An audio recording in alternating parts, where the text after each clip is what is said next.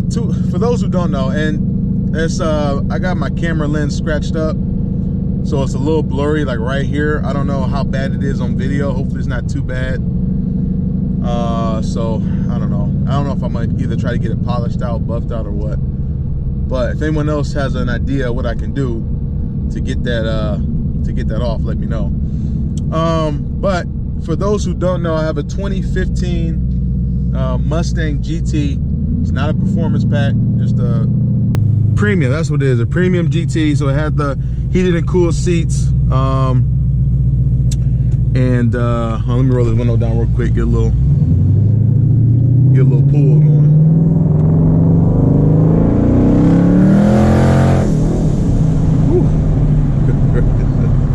Never get tired of that, man. You never get tired of that. But it's a 2015 premium. When I got it, it was oh, of course, some water. I think I just bottomed out. And I just got the car washed. When I got it, it had I think it had 85,000 miles when I got it, and it was a 2015, 85,000 miles. I got it from Texas. It was actually the lowest, the cheapest, most inexpensive car, Mustang premium, in the nation that was being sold at that time that I could find on the big sites like cars.com, Car Gurus, whatever. And I got a video on how to do that on my page. I'll link it up top. But basically, got the car, got it shipped up to Ohio because I wasn't about to drive down to Texas. But bought the car, got it shipped up to Ohio, and the journey began. So it already had LU47s. It already had a 2018 ported manifold on the car. And so I obviously kept the 18 ported manifold on the car, upgraded the injectors to ID 1350s, I think I have. Obviously 85 fuel system, and the turbo kit. And so it's a Hellion turbo kit, twin turbo sleeper kit, base turbos, nothing crazy. It's the cheapest kit you can get from Hellion, if I'm not mistaken. I did get the upgraded ball bearing turbos. I think it's like a $500 upgrade. I don't know, just some Chinese turbos, whatever. So that's what I got. I got a dual pump, triple hat dual pump Fuel Innovations fuel system on the car. And that's it, man. It's a super simple setup. And I've been loving it, man. It's been crazy. The whole point of me getting the automatic is because I knew I was going to turbo the car. So, you know, I got the automatic, got the turbo kit. I had a plan for what I wanted to do with the car before I even bought the car. So that's number one. The mileage was 85,000. Now, it didn't have, I don't know if it had upgraded oil pump gears. I don't know, but like, I didn't want to risk that chance. So my first step when I got the car was to do oil pump gears, crank sprocket. You know what I'm saying? That was number one, especially with that mileage. Now, to do that, you have to take that whole front engine cover off. So you're exposing the timing chains, the tensioners, the guides, all those moving oil pump. You're exposing all that moving parts. And I do have a video of me taking all that stuff off and actually seeing what everything looks like.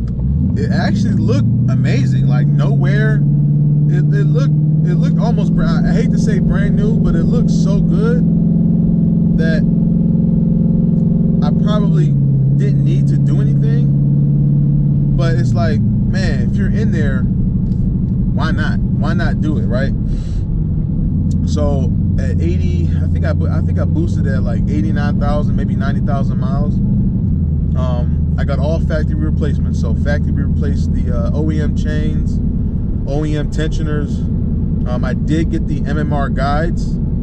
I think that's the only aftermarket part I have in the motor, besides the oil pump, boundary oil pump gears. And then I did get some springs for the heads we'll talk about later. But the motor looks so clean, man. You can eat off of it. Like, so all that stuff got replaced. I should have replaced the oil pump while I was in there, but I didn't, so it still has a factory oil pump in there. I probably should have replaced like all the tensioners and the drive belts and all those spinning parts, but I didn't. But all the mechanical, like the inside the stuff inside that valve cover, because I didn't want to open it back up to do some shit that I should have done regardless. Swapped all that out. Now I did go get my my heads replaced. I got my not replaced. I got them refreshened up. Right, did a valve job on them. No porting, still stock port. But I did get them freshened up. Got the seats redone. So the head is basically brand new stock head with the pack valve springs on there. So that's all this car's got, man. And I've been beating on it like crazy for a while now, honestly. I mean, I'm at 108 now. I've taken the car to Atlanta. I've taken the car to PA.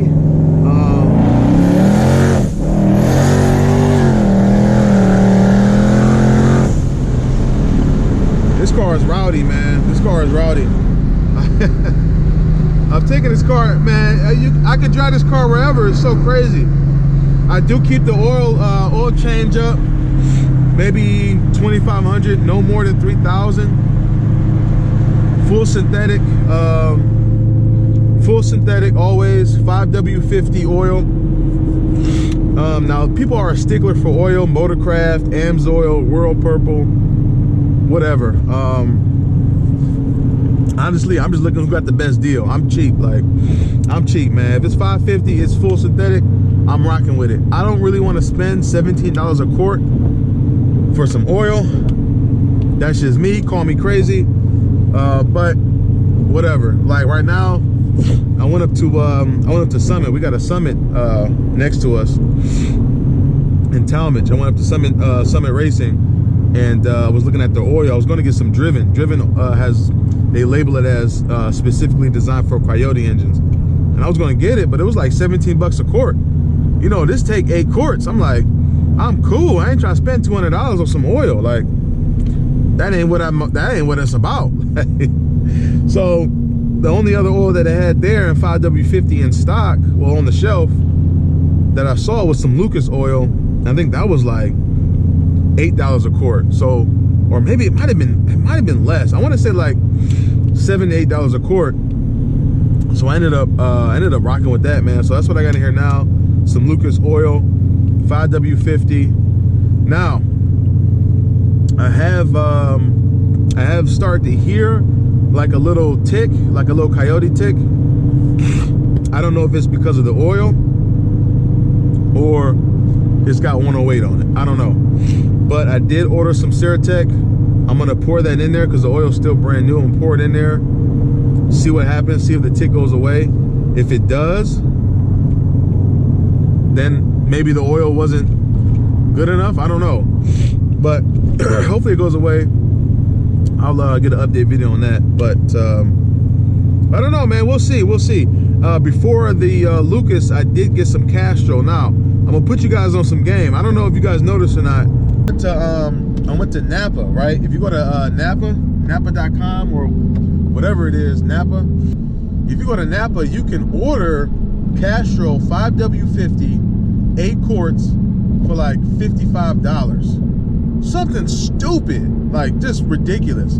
Free shipping right to your door. It's like, it's crazy. So that's what I've been running. I don't know. I forgot. I should have ordered it. But whatever. I just reordered 8 quarts with a Canon oil filter. I always run Canon oil filters or Motorcraft if I'm in a pinch, but I try not to skimp out on the oil filter. But yeah, man, Napa.com. It's a hack for you guys out here, Coyote guys. 8 quarts. It's like 55 bucks, 59 bucks. I believe it's free shipping. You gotta pay tax, I think, so it probably comes out to like $65 for 8 quarts of full synthetic 5W50. I'll take that all day long.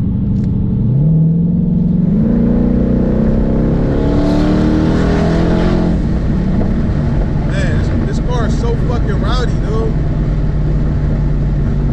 I have every faith in the world that this car is so well put together. I don't know if it's I don't know if you want to call it a factory freak. This car is nice. I like it. I like it. I do miss my manual. Now I do miss the manual, the actual, you know, engagement of the clutch. Boom, pop that boy in the gear, take off, hit that torque. So my next car will be a manual Mustang, but I don't know. I don't know if I'm gonna get another 85,000 mile Mustang. I don't know. I don't know what I'm gonna get. I know what I'm gonna get, but I don't know. We'll have to see, man. We'll have to see. I got 108, man. I got 108 on this. So if you guys can see it on camera, my mileage, man, 108. I'll take a picture or something if you don't believe me. 108,000 miles, check engine light. It's been boosted for a while now, and I would do it again. I would do it again. You know, like, obviously you gotta take the precautions of the chains, the guides, the oil pump gears, refresh the heads. The only thing I didn't do, I wish I would have done, was maybe do like a ring, like check the ring gaps. Now a lot of people are saying, like, because I have so many miles on the car, that is actually perfect for boosted application because the rings are loosened up. I don't know if it's true or not, but I mean, I don't know. It doesn't leak oil like that. I mean, it's got a low blow by. I do have a cat. I just put a catch can on it, so I gotta check that catch can. But yeah, man, I mean, so far so good. The engine is holding up. Now, transmission, I did have to put a new transmission in. Got a built transmission from Power by the Hour. Went ahead and upgraded the transmission because I popped my old one. I blew up on the 2-3 shift on a roll. I had this thing up super high boost, big boy power, and it wasn't even a full like 8,000 RPM shift. It was like 6,500 or something. I shifted, like I let go off the gas, then shifted, and it just pow. I heard it snap, and the transmission was done. So I did have to put a transmission in there, which I kind of figured the transmission would go before the motor. So I do have that in there, so that's good. Now I'm just crossing my fingers if I can get through the season without lifting the head gasket, you know, popping something in the motor. Man, I don't know. Fingers crossed though. Fingers crossed for me. I'm gonna have this boy turned up all year. Like when I'm riding around, it's on wastegate, but I'm definitely gonna have this thing up during the races. I'm gonna push the limits of the motor, man. We're gonna see how far this thing can go at 108,000 miles. What's the limit? What's the limit of a factory Coyote at 108,000 miles if you throw 15 pounds of boost at it? 16 pounds of boost, 17 pounds of boost, 18 pounds of boost. Stock studs, stock heads, stock cams. It's actually pretty remarkable, man, what these engines can do. And man, it's just so crazy. So that's it, man, for my review of my 108,000 mile Mustang. I'm on my way to Walmart to pick up some I need some window cleaner, I need some interior detailer for this thing. Seat's getting a little dirty, so on the way to Walmart, pick some stuff up. Hope you guys enjoyed the video, man. If I missed anything at all, like I said, drop the questions in the comments below. I'm gonna answer everything you guys need me to answer. Try my best to guide you guys and not make the same mistakes I did, or, you know, if you were in that same position, you're wondering about like boosting your Mustang and Coyote, boosting your Coyote, Gen 2 Coyote. Let me preface that. I have a Gen 2 Coyote, 2015. I would imagine it's the same for Gen 3 as well. Gen 1 probably wouldn't do it. Probably wouldn't do it. I probably would, but I don't know. But Gen 2 definitely, Gen 3 you know, definitely, but Gen 1 is a little iffy. Gen 1's a little iffy. Unless it's like a boss or something, man. But yeah, if you guys, like I said, if you guys have any questions, drop in the comments, I'll answer them. Be sure to check out all my shorts, all my videos. Like, comment, subscribe, turn that bell on. We're gonna get some more videos out for you guys, man. I appreciate all the support on YouTube, Instagram, TikTok, Snapchat. It's all live, man. It's all love. And I'll catch you guys on the next video, man. Peace out.